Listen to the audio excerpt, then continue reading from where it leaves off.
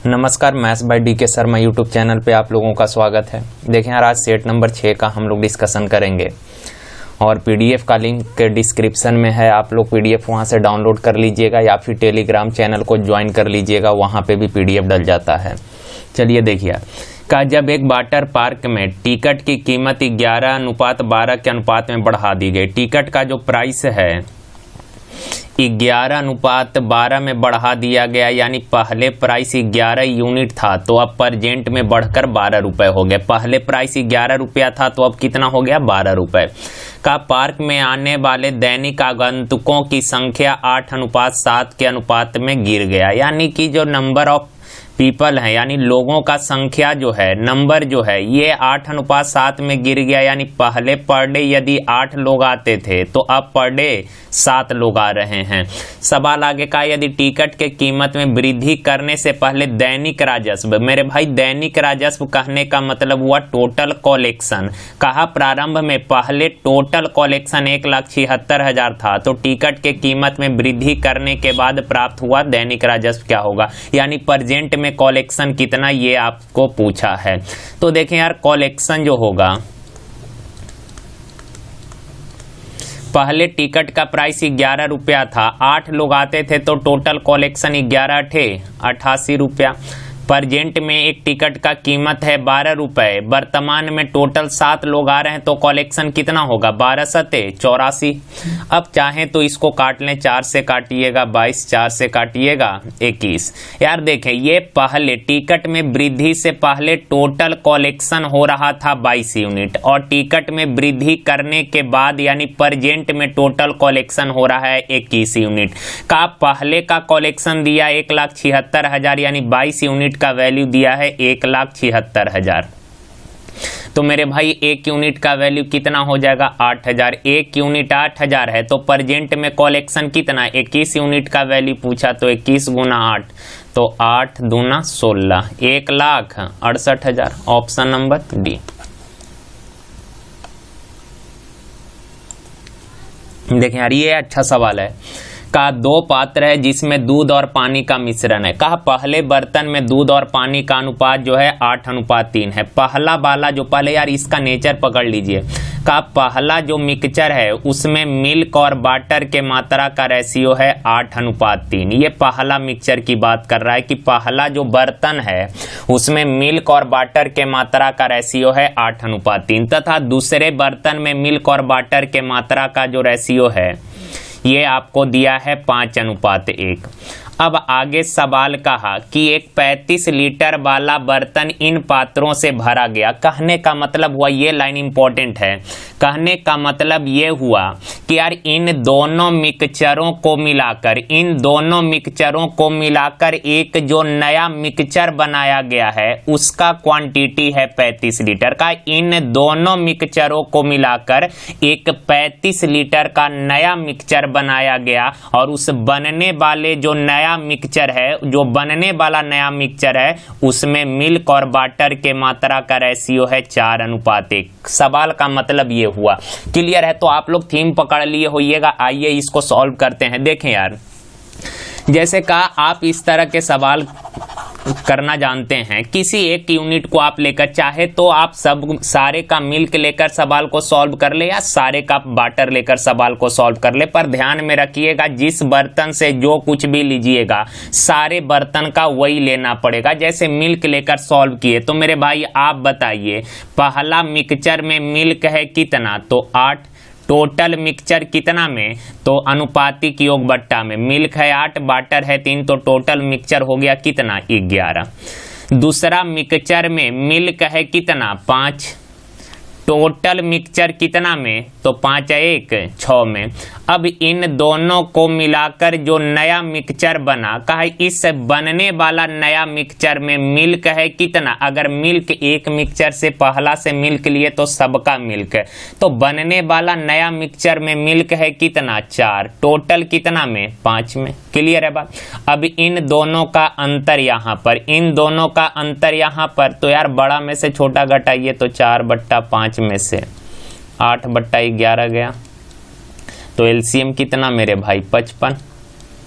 11 चौक 44, 8 पचे 40, 44 में से 40 गया तो ये आ गया 4/55। क्लियर है बात।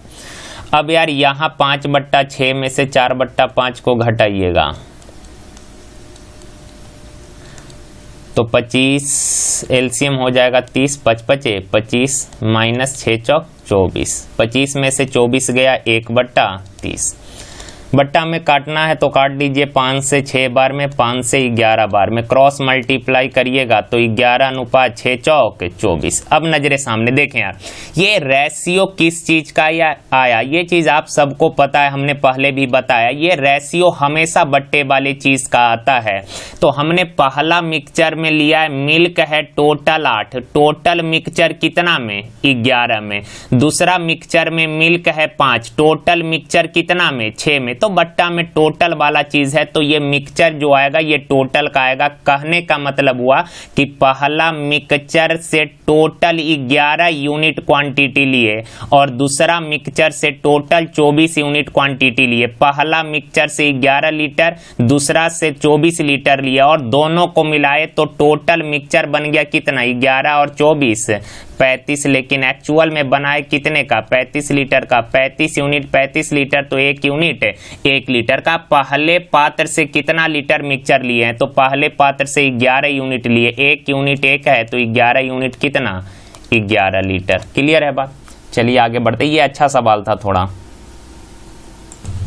देखिए कहा सोम मंगल बुध तथा बृहस्पतिवार का औसत तापमान 31 डिग्री है। यार 4 दिन, सोम मंगल बुध बृहस्पति कितने दिन हो गए 4 दिन, मंडे ट्यूसडे वेडनेसडे और थर्सडे, इन 4 दिनों का औसत तापमान 31 डिग्री है। तो 4 दिन का टोटल तापमान कितना 4 गुना 31 124 डिग्री। सेकेंड लाइन में का मंगल बुध बृहस्पति और शुक्र, इन 4 दिनों का ट्यूसडे वेडनेसडे थर्सडे और फ्राइडे, इन 4 दिनों का औसत तापमान 29.5 है। तो इन 4 दिनों का टोटल तापमान कितना 4 से मल्टीप्लाई करिएगा, 4×5 20, 4 × 36 2 38, हाथ में रहा 3, 4 दूना 8 3 11। क्लियर है बात। अब मेरे भाई इन दोनों इक्वेशन को अगर आप घटाएंगे ना तो ट्यूसडे कैंसिल, वेडनेसडे से वेडनेसडे, थर्सडे से थर्सडे, आ गया मंडे माइनस फ्राइडे। 124 में से 18 गया कितना मेरे भाई 6। क्लियर है बात यहाँ तक। अब आगे कहा कि सोमवार का तापमान जो है शुक्रवार से इतना % अधिक है। यार एक चीज आप बताइए, 37.5% का फ्रैक्शन आप अगर निकालेंगे तो 37 दूना 74 है कितना 75/2, हटाएंगे बट्टा में मेरे भाई 100, 25 तिया 25 चौक यानी 3 कितना 8। अब यार इस चीज को आप गौर से पढ़िए का सोमवार का तापमान शुक्रवार से 37.5% अधिक है, यानी कि शुक्रवार से 37.5% ज्यादा। कहने का मतलब हुआ शुक्रवार का तापमान अगर 8 यूनिट है तो सोमवार का तापमान 3 डिग्री ज्यादा है, यानी कि सोमवार का तापमान कितना है, मंडे का तापमान है 11 और फ्राइडे का तापमान है कितना 8। क्लियर है ना बात। अब यार देखें मंडे माइनस फ्राइडे है 6 तो 11 में से 8 जाएगा, यहाँ डिफरेंस लेंगे तो 3 का क्या हो गया यार 3 का, लेकिन दिया है कभी कभी सिस्टम सही से वर्क नहीं करता। 3 यूनिट 6 है तो 1 यूनिट बराबर कितना 2, 1 यूनिट 2 आ गया। का सोमवार का तापमान तो 11 यूनिट, 1 यूनिट 2 है तो 11 यूनिट कितना 22, ऑप्शन नंबर बी।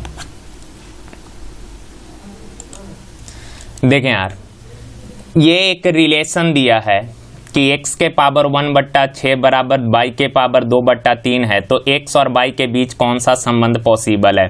यार सारे ऑप्शन को अगर आप गौर से देखेंगे तो सारे ऑप्शन का जो पावर है ये इंटीजर के फॉर्म में दिया है, पावर इंटीजर में है, पर जो हमारा कंडीशन है यहाँ पावर फ्रैक्शन के रूप में दिया है।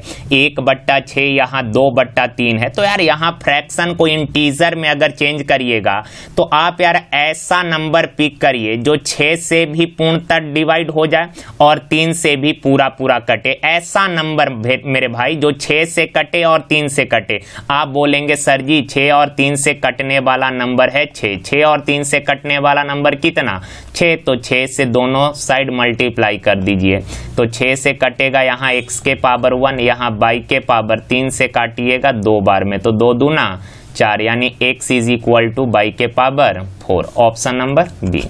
अच्छा सवाल था ये भी। देखें यार, कहा दो इक्वल राशि जो है 7% और 5% के साधारण ब्याज पर उधार दिया गया। दोनों ऋण पर अर्जित ब्याज 4 साल में 960 रुपया है। तो उधार दी गई कुल राशि यानी प्रिंसिपल निकालना है। तो मेरे भाई आप बताएं, पहला राशि 7% के दर से उधार दिया, तो 60% के दर से 4 वर्षों का साधारण ब्याज कितना, 28%। दूसरा राशि जो है ये 5% वार्षिक साधारण ब्याज के दर से 4 वर्षों के लिए अगर उधार दिए, तो दूसरा राशि से 4 वर्ष में ब्याज मिलेगा कितना, तो 5 चौक 20%। और दोनों को मिलाकर टोटल ब्याज मिला कितना, तो 48%। पर एक्चुअल में मिला है कितना, 960 रुपए। 48% 960 रुपए, तो मेरे भाई 1% कितना, 48 से काटिएगा 20 बार में 1% 20 रुपया, तो मूलधन यानी प्रिंसिपल यानी क्या 100%। तो 1% 20 है, तो 100% कितना 2000। Option C. का रवि ने कुछ चॉकलेट 2 चॉकलेट प्रति रुपए के दर से खरीदा। 2 चॉकलेट प्रति रुपए कहने का मतलब ये हुआ, प्रति रुपए का मतलब हुआ कि 1 रुपए में 2 चॉकलेट खरीदा, ये खरीदने का रेट दिया। क्लियर है। अब का उसने 5 चॉकलेट प्रति रुपए के दर से बेच दिया, यानी ये बेचने का रेट दिया कि 1 रुपए में उसने 5 चॉकलेट बेच दिए, तो उसका लाभ प्रतिशत या हानि निकालना है। तो कल भी ऐसे सवाल हम लोगों ने किया था, क्वांटिटी हमेशा बाएं साइड, रुपया दाएं साइड। तो कहा खरीदने का जो रेट दिया, ये बोला क्या कि 2 चॉकलेट जो है, 2 क्वांटिटी जो है उसने 1 रुपए में खरीदा, ये खरीदने का रेट हो गया। अब बेचने का इसने रेट दिया कि 5 चॉकलेट प्रति रुपया, यानी 5 चॉकलेट जो है, 5 क्वांटिटी जो है उसने 1 रुपए में बेच दिया। क्लियर है ना। अब यार इसको क्रॉस मल्टीप्लाई करिएगा, 5 एकम 5, 2 एकम 2। तो यार क्रयमूल्य है 5 यूनिट, विक्रयमूल्य है 2 यूनिट। 5 में खरीदा, 2 में बेचा, यानी लॉस हो गया कितने का, 3 का लॉस 5 पर, क्रयमूल्य पर ना। लॉस परसेंट या प्रॉफिट परसेंट हमेशा क्रयमूल्य पे डिपेंड करता है। तो 3 का लॉस हुआ 5 पे, परसेंट में कितना, तो 100 से गुना। क्लियर है। तो 20 पचे 100, 20 दिया 60% का लॉस हो गया। माइनस कहने का मतलब हुआ लॉस मेरे भाई। तो ऑप्शन डी। देखिए कहा एक मकड़ी 1 घंटे में एक पोल का 62.5% ऊंचाई तक चढ़ती है और अगले घंटे वह शेष ऊंचाई का 12.5% चढ़ती है। यदि पोल की ऊंचाई 192 मीटर है तो उसने दूसरे घंटे में चढ़ी गई ऊंचाई निकालना है। यार का फर्स्ट आवर जो है, बोला फर्स्ट आवर जो है उसने टोटल ऊंचाई का 62.5%। तो यार 62.5% का अगर फ्रैक्शन बनाइएगा तो 62 दूना 124 है 125/2, परसेंट हटाएंगे 100, 25 पचे 25 से 25 चौक 100, यानी 5/8 भाग फर्स्ट आवर चढ़ा। पहला घंटा उसने चढ़ा कितना, टोटल ऊंचाई का 5/8 भाग। क्लियर है बात।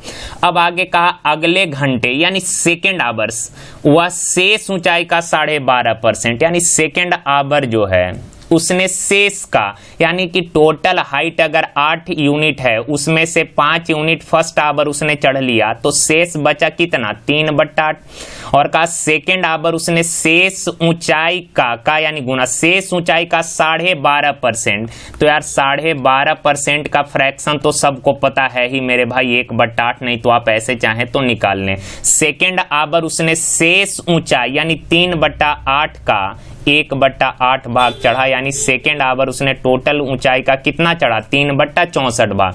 का यदि पोल की टोटल ऊंचाई 192 मीटर है तो सेकेंड आवर उसने कितना चढ़ा, तो यार टोटल ऊंचाई 192 मीटर है और टोटल का चढ़ा है कितना सेकेंड आवर 3/64 भाग। 64 से काटिएगा 3 बार में, यानी 3 तिया 9 मीटर सेकेंड आवर में। Option D. क्लियर है बात। देखें कहा यदि 16 व्यक्तियों की कुल मासिक आय 80,800 है और उनमें से एक की आय औसत आय का 120% है तो उसकी आय कितनी होगी। यार ये थोड़ा इजी सा सवाल है। बोला क्या 16 व्यक्तियों की औसत आय 80,800, 16 व्यक्ति का टोटल आय 80,800 है तो उनका एवरेज इनकम कितना हो जाएगा? तो औसत होता है योग बट्टा टोटल नंबर, नंबर है कितना 16, ये एक व्यक्ति का औसत इनकम आ गया। अब कहा उनमें से जो एक व्यक्ति है उसका आय जो है उनके औसत आय का, तो ये एवरेज इनकम है और कहा उसका इनकम एवरेज का 120% है, 120 बट्टा 100। मेरे भाई 2 जीरो से 2 जीरो कैंसिल, 4 चौक 16, 4 से 30 बार में यार कैसे कैसे मैं काट रहा हूँ, 2 से 15, 2 से 4 जीरो 4, 15 चौक 60, 15 चौक 60, 760 रुपए, ऑप्शन बी। देखिए यार का एक निश्चित धनराशि पर 15% वार्षिक ब्याज की दर से 3 वर्षों का साधारण ब्याज। मेरे भाई 15% के दर से 3 वर्षों का सिंपल इंटरेस्ट कितना, 15 तिया 45%। 3 वर्ष का साधारण ब्याज इतना, पर एक्चुअल में दिया है कितना 7200 रुपया, 15 45% 7200 रुपये का वह राशि यानी प्रिंसिपल निकालना है, यानी 100% का वैल्यू निकालना है। तो 7200 बट्टा 45 गुना 100, क्लियर। 5 से 9 बार, 5 से मेरे भाई 20 बार, 9 8 72 800, तो 8 दूना 16 पर क्या जीरो चिपका दीजिए, 3 जीरो, ऑप्शन नंबर ए। का एक दरोगा एक चोर के पीछे भागता है, यदि चोर 10 कदम चलता है तो दरोगा 8 कदम चलता है, और दरोगा अगर 5 कदम और दरोगा के 5 कदम चोर के 7 कदम के बराबर है तो उनकी चाल का रेशियो। देखें यार ऐसे सवालों को करने के लिए आपको ज्यादा दिमाग लगाने की जरूरत है नहीं, सिंपल आप ये चीज देखिए, जो यूनिट दिया है बस उसको लिख लीजिए। का दरोगा है और एक चोर है, और जो कुछ भी बोला है जस्ट इसके नीचे आप ड्रॉ कर लीजिए। कहा यदि चोर 10 कदम चलता है तो दारोगा 8 कदम चलता है। चोर के बारे में बोला तो चोर के नीचे वो डाटा को लिख लीजिए। कहा चोर अगर 10 कदम चलता है तो दारोगा 8 कदम चलता है, पहला लाइन। सेकंड में कहा दारोगा के 5 कदम चोर के 7 कदम के बराबर है। दारोगा के 5 कदम तो दारोगा के नीचे 5 और चोर का 7 कदम, चोर के नीचे 7। अब इसको मल्टीप्लाई कर लीजिए क्रॉस, 7 8 56, 5 गुना 10 50। रेशियो को छोटा कर सकते हैं, 2 से 28 और 2 से 25, 28 अनुपात 25, ऑप्शन नंबर सी। तो ऐसे सवालों को करने के लिए आपको ज्यादा दिमाग लगाने का जरूरत है नहीं, सिंपल जो कुछ भी जिसके बारे में बोला है जस्ट उसके नीचे ड्रॉ कर लीजिए। का स्कूल में लड़के और लड़कियों का अनुपात 4:5 है। बॉयज और गर्ल्स का रेशियो दिया है 4:5, सॉरी 3। आगे कहा गर्ल्स एवं प्रिंसिपल का रेशियो 8:1 है। क्लियर बात। तो इन सिंपल सा ही सवाल है, रेशियो को बैलेंस कर लीजिए। गर्ल्स इक्वल करना है तो इस वाला में 8 से और इस रेशियो में 3 से। 8 से करिएगा तो 8 चौक 32, 8 तिया 24, 8 3 से यहाँ 3 8 24, 3 1 3। अब सवाल का छात्रों और अध्यापक का अनुपात। देखें यार छात्र कहने का मतलब हुआ क्या, देखें यार बॉयज अगर बोले तो केवल बॉयज का बोध होगा, गर्ल्स बोले तो ओनली गर्ल्स का, लेकिन अगर स्टूडेंट बोल देना इसका मतलब हुआ बॉयज और गर्ल्स दोनों को मिलाकर। तो सवाल में कहा छात्रों का, छात्रों का कहने का मतलब बॉयज और गर्ल्स दोनों को मिलाकर एवं प्रिंसिपल का रेशियो निकालना है। तो बॉयज है 32, गर्ल्स हैं 24, तो दोनों को मिलाकर टोटल स्टूडेंट हो गए कितने, तो आप बोलेंगे सर जी 56, और प्रिंसिपल है कितना 3। कटता है क्या, नहीं। तो ऑप्शन नंबर ए। तो इस चीज को आप ध्यान में रखिएगा। देखिए यार कहा 3 क्लास में छात्र है, ये ध्यान रखिएगा।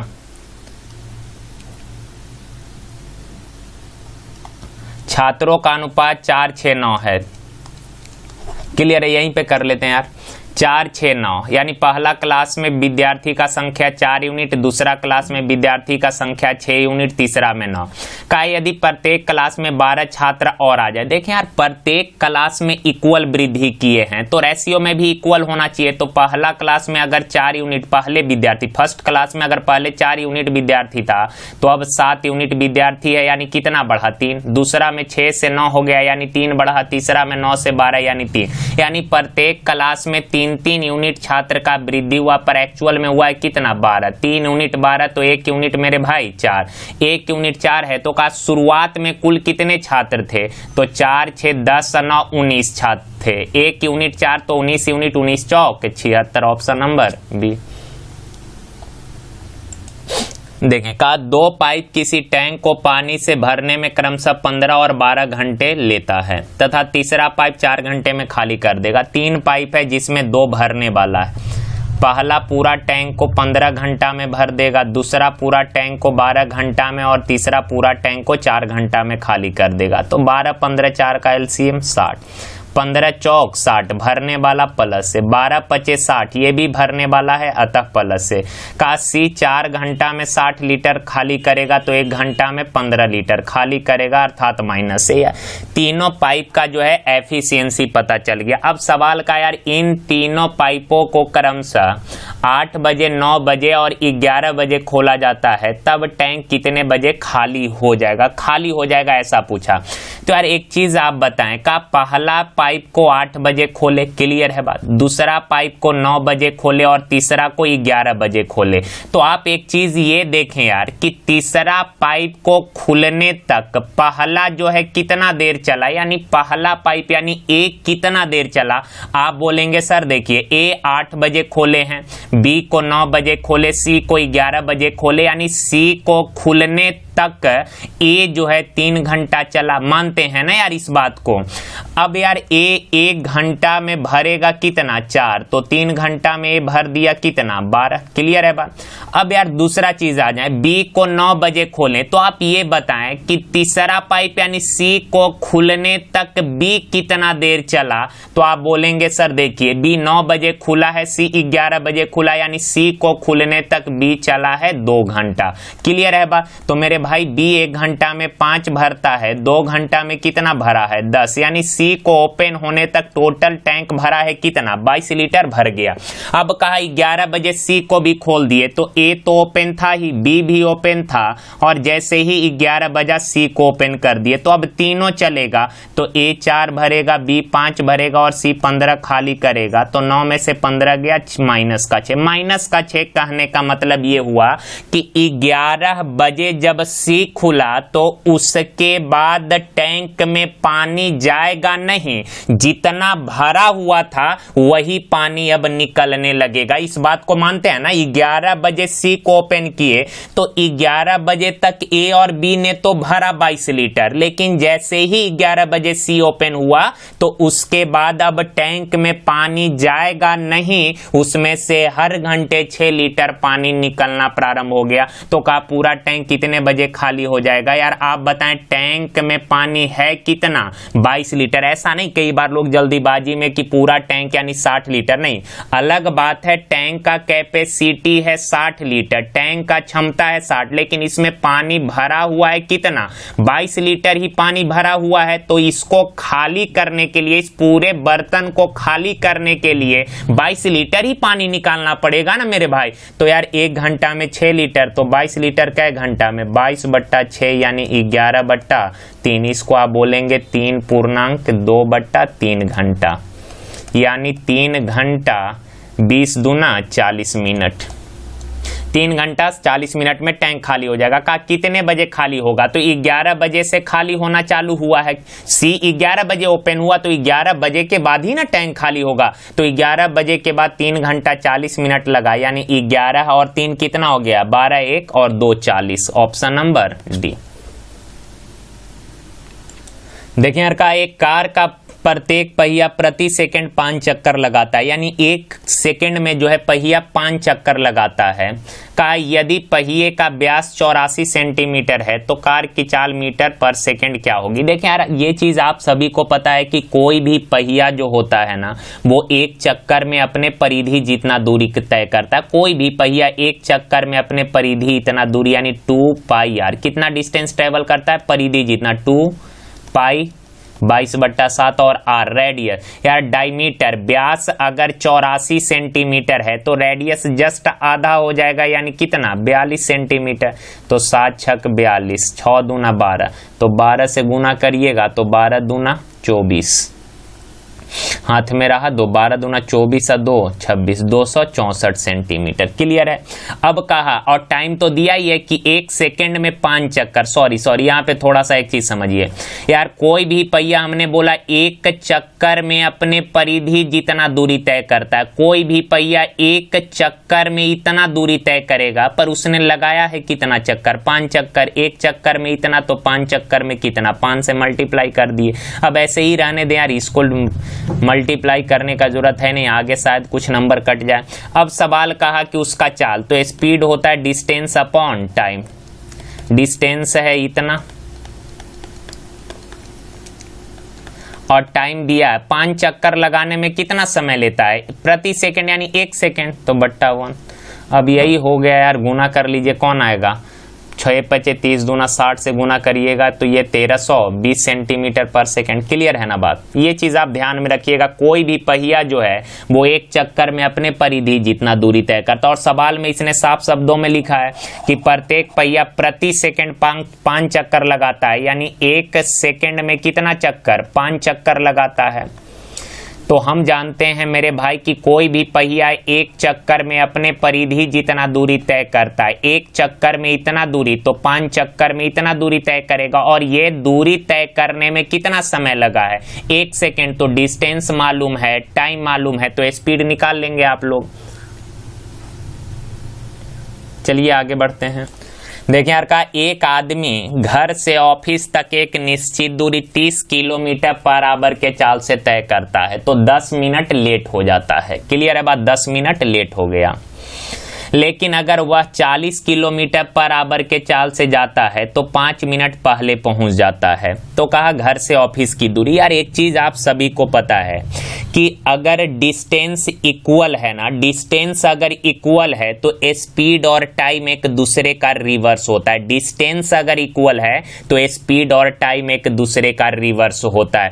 तो यहाँ कहा घर से ऑफिस जाना है, सवाल में कहा अगर 30 के चाल से गया 10 मिनट लेट और अगर 40 के चाल से गया तो 5 मिनट लेट, यानी डिस्टेंस तो इक्वल है। डिस्टेंस इक्वल है तो स्पीड और टाइम जो होगा एक दूसरे का रिवर्स। स्पीड का रेशियो है 30/40, तो टाइम का रेशियो हो जाएगा 40/30।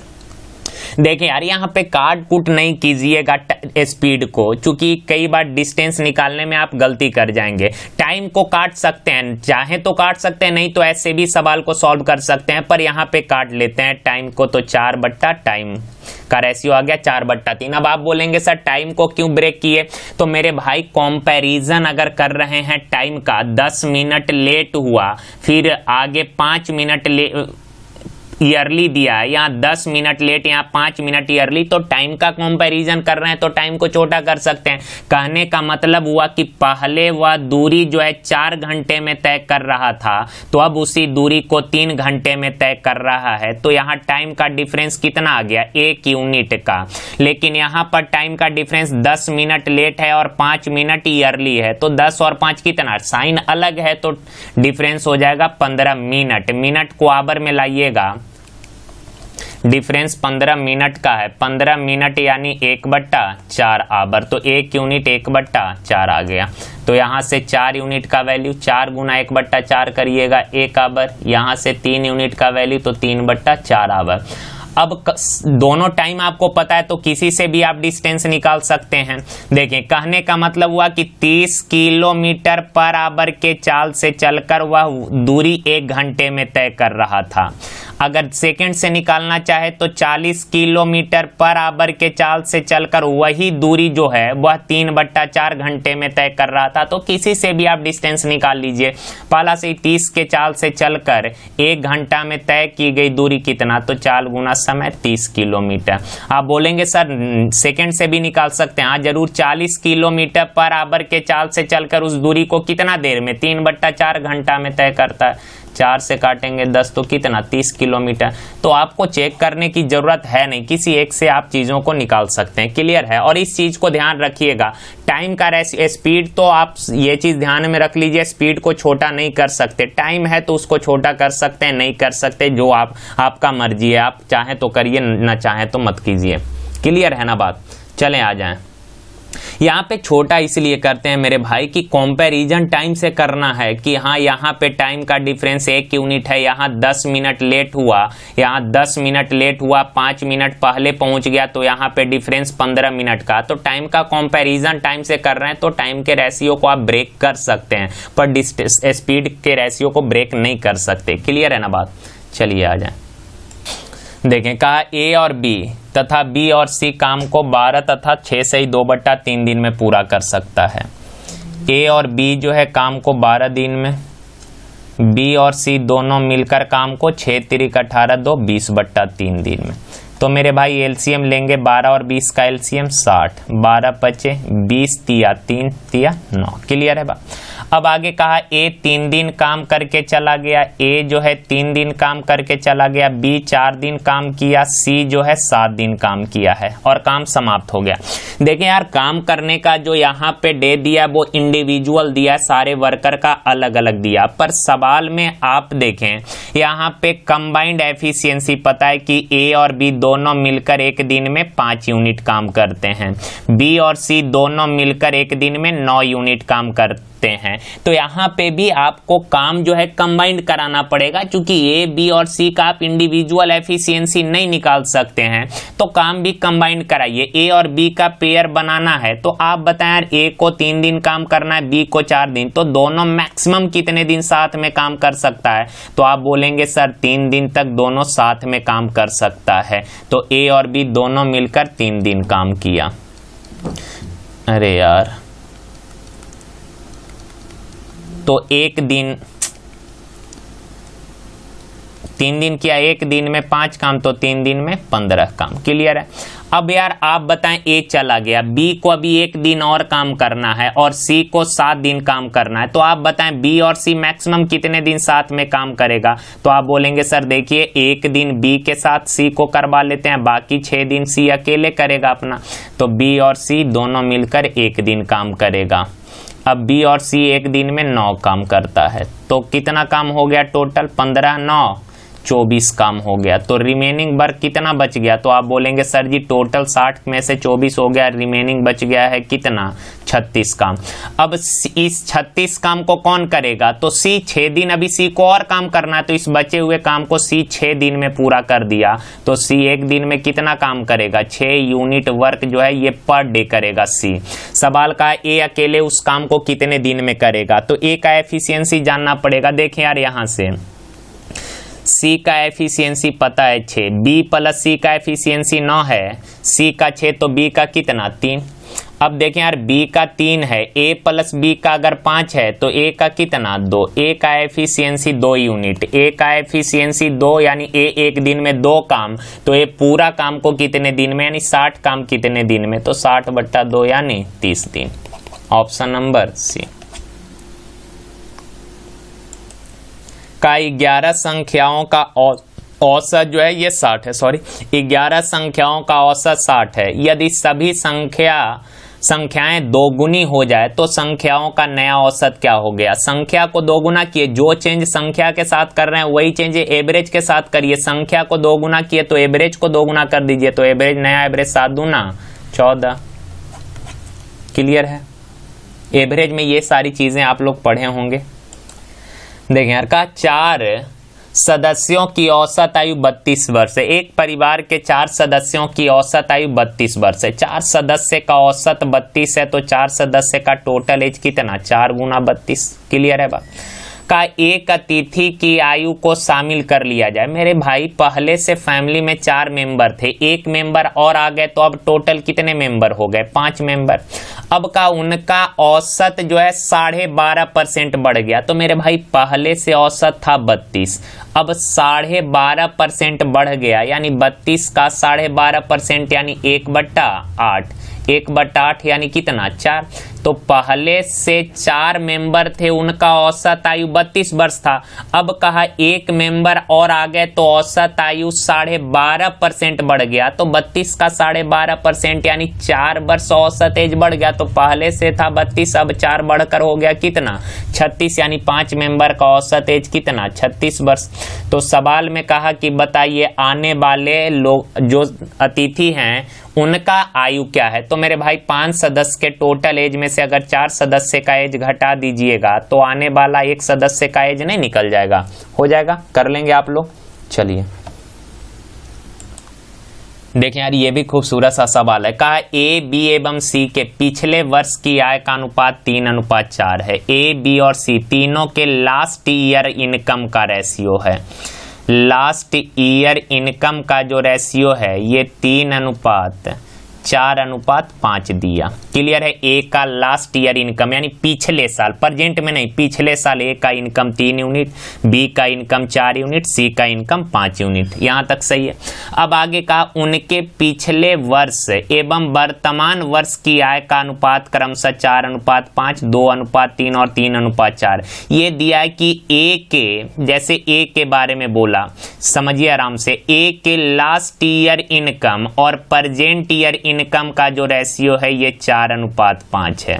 बी के लास्ट ईयर इनकम और प्रेजेंट ईयर इनकम का जो रेशियो है ये 2:3 है। और सी के लास्ट ईयर इनकम एवं प्रेजेंट ईयर इनकम का जो रेशियो है 3:4 है। क्लियर है ना ये बात। तो ऐसे ही हम लिख के बता दिए, पर इसका कोई जरूरत है नहीं यहाँ पे। देखें यार, एक से समझ लीजिए, काम हो जाएगा।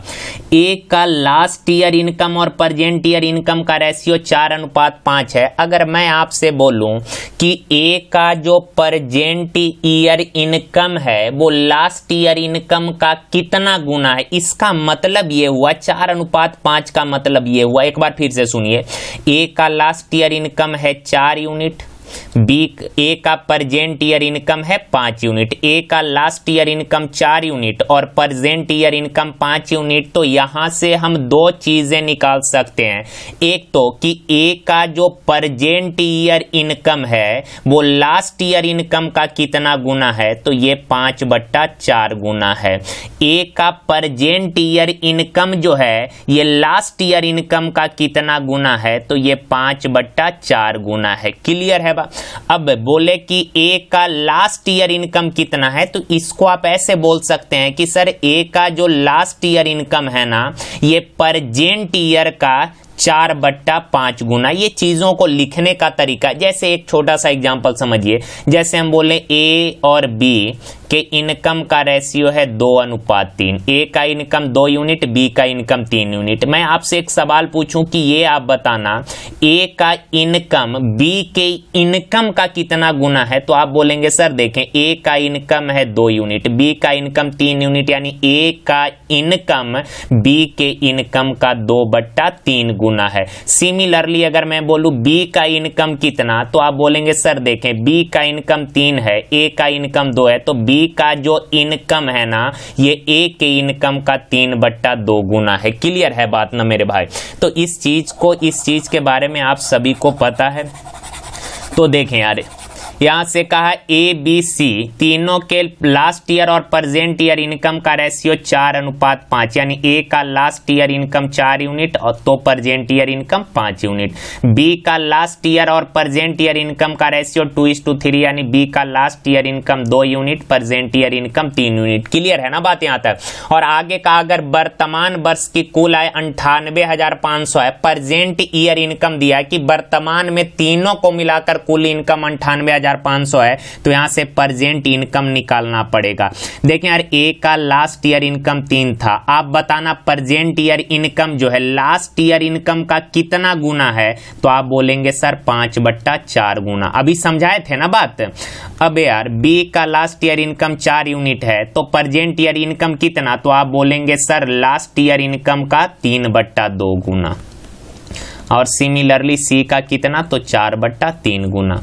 यार कटता है तो काट लें, या ऐसे ही कर लेते हैं, ये 15/4,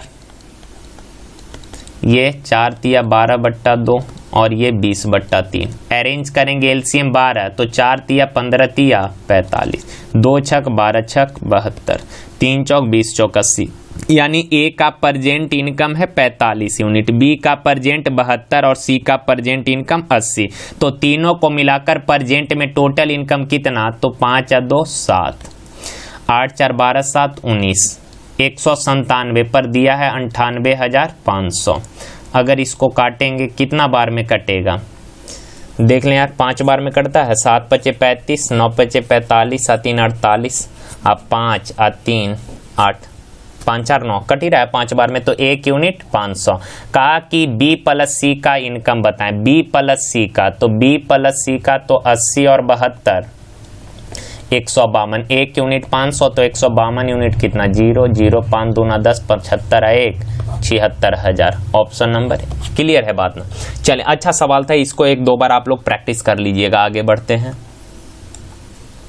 देखिए यार, दिया tan square theta plus cot square theta बराबर 2, तो इसका आपको वैल्यू निकालना है। तो यार देखें, आप इस सवाल को ज्यादा दिमाग नहीं लगाना, आप वैल्यू पुटिंग से कर लें यार। आप बताएं ऐसा कौन सा एंगल है जिसको लेने पर ये कंडीशन सेटिस्फाइड हो जाएगा। तो आप सभी को पता है कि सर 45 डिग्री लीजिए, ए थीटा 45 डिग्री लीजिए तो tan 45 डिग्री 1 का स्क्वायर कितना 1, कॉट 45 डिग्री भी मेरे भाई 1, तो 1 का स्क्वायर 1, तो 1 + 1 कितना 2। तो कंडीशन सेटिस्फाइड हो रहा है 45 डिग्री पे।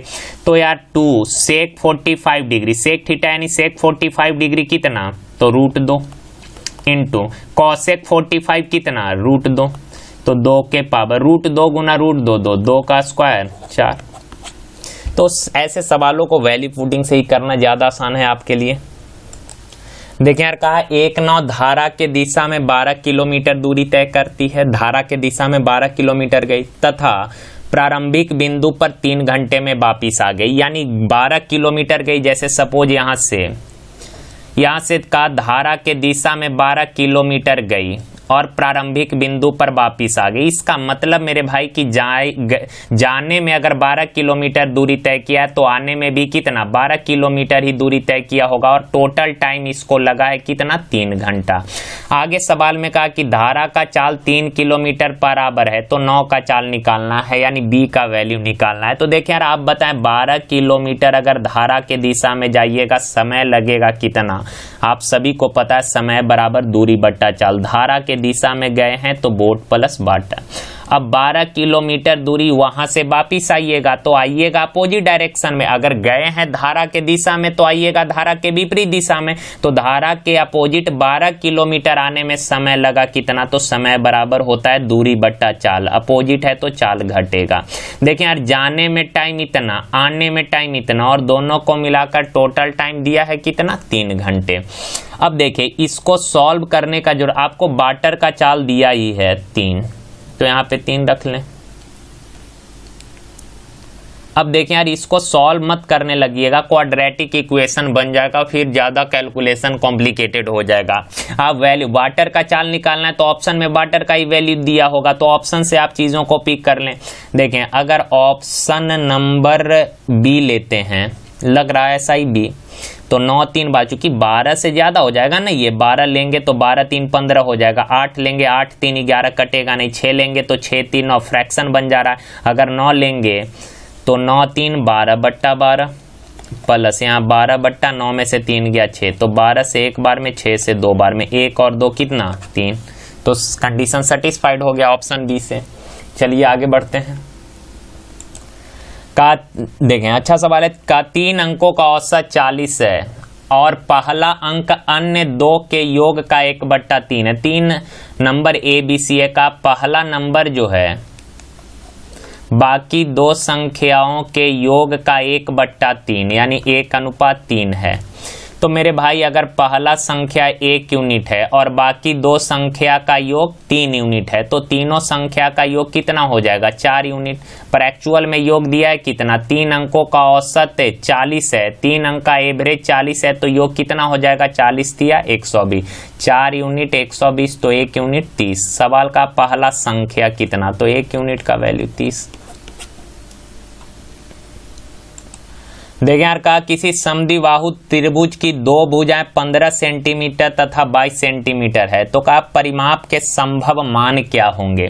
देखिए यार, ये सपोज ये समद्विबाहु त्रिभुज है, का इसका एक भुजा 15 है और दूसरा भुजा 22 है। एक चीज तो आप सभी को पता होगा कि समद्विबाहु त्रिभुज की दो, नाम से क्लियर है, समद्विबाहु, सम यानी बराबर, द्वि यानी दो, बाहु यानी भुजा, जिस त्रिभुज की दोनों भुजा, दो भुजा की लंबाई समान हो वो समद्विबाहु त्रिभुज कहलाता है।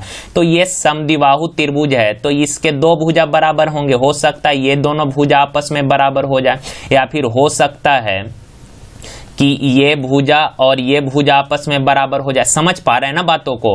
तो मेरे भाई का ये समद्विबाहु त्रिभुज है जिसकी एक भुजा 15 सेंटीमीटर है, दूसरी भुजा 22 सेंटीमीटर है, तो तीसरी भुजा का माप कितना होगा आप ये बताएं। तो आप कहेंगे कि सर दो भुजा बराबर होता है, हो सकता है ये दोनों बराबर, अगर ये 15 है तो ये भी 15 हो सकता है कि नहीं। दो भुजा बराबर, अभी समद्विबाहु है ना यार, ये दो भुजा बराबर है तो ये समद्विबाहु त्रिभुज है। तो इस कंडीशन में इस ट्रायंगल का पेरीमीटर परिमाप कितना होगा, तो 15 15 30 और 22 कितना 52। क्लियर है बा।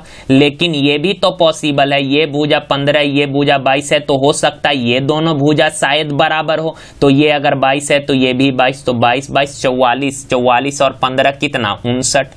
क्लियर है ना। तो इस कंडीशन में समद्विबाहु त्रिभुज का परिमाप 52 और इस कंडीशन में इस ट्रायंगल का परिमाप 59, तो हो सकता है इसका परिमाप 52 हो या हो सकता है 59 हो। तो ऑप्शन नंबर ए।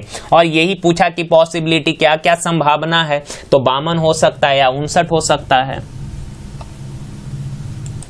देखिए यार, का एक समभुजीय त्रिभुज के अंतः त्रिज्या और परित्रिज्या, अंतः त्रिज्या और परित्रिज्या, ये कई बार पहले भी हम करा चुके हैं। देखिए यार, सम, ये चीज याद रखिएगा, पेपर में हमेशा ऐसे सवाल आपको देखने को मिलेगा। ये समबाहु त्रिभुज का अंतः वृत्त है और ये समबाहु त्रिभुज में बाह्य वृत्त है। बाह्य वृत्त को ही परिवृत्त भी कहा जाता है। समबाहु त्रिभुज के अंतः वृत्त का जो रेडियस है ये होता है a/2√3 और ये समबाहु त्रिभुज के बाह्य वृत्त का रेडियस है, तो बाह्य वृत्त का रेडियस a/√3। क्लियर है ना। तो ये चीजें आप याद रखें। सवाल में कहा अंतः त्रिज्या और परित्रिज्या का रेशियो क्या होगा, तो अंतः त्रिज्या होता है a/2√3 और बाह्य वृत्त का रेडियस होता है a/√3। a से a कैंसिल, √3 से √3 कैंसिल, तो 1/2 और यहाँ a क्रॉस कर लेंगे मेरे भाई, तो 1:2। इस चीज को कई बार लोग ध्यान में याद भी रखते हैं कि समबाहु त्रिभुज में बाह्य वृत्त का जो रेडियस होता है वो अंतः वृत्त के रेडियस से 2 गुना होता है। इतना करने का जरूरत है नहीं, क्योंकि ये चीजें जो है आपको प्रैक्टिस करके ध्यान में रखना पड़ेगा कि समबाहु त्रिभुज में बाह्य वृत्त का रेडियस जो है वो अंतः वृत्त के रेडियस से 2 गुना होता है।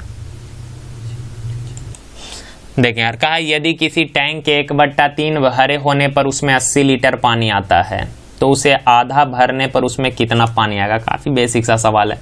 1/3 भाग भरा होएगा तो 80 लीटर पानी आएगा, तो आप बताएं पूरा भरा होगा तो कितना आएगा, क्रॉस करेंगे तो 240 लीटर। सवाल में कहा आधा अगर भरा है तो कितना, पूरा भरा है तो 240 लीटर, यानी टैंक का कैपेसिटी 240 है। आधा भरा होगा तो कितना, आधा यानी 120 लीटर आएगा। चलिए, थैंक यू सर, धन्यवाद।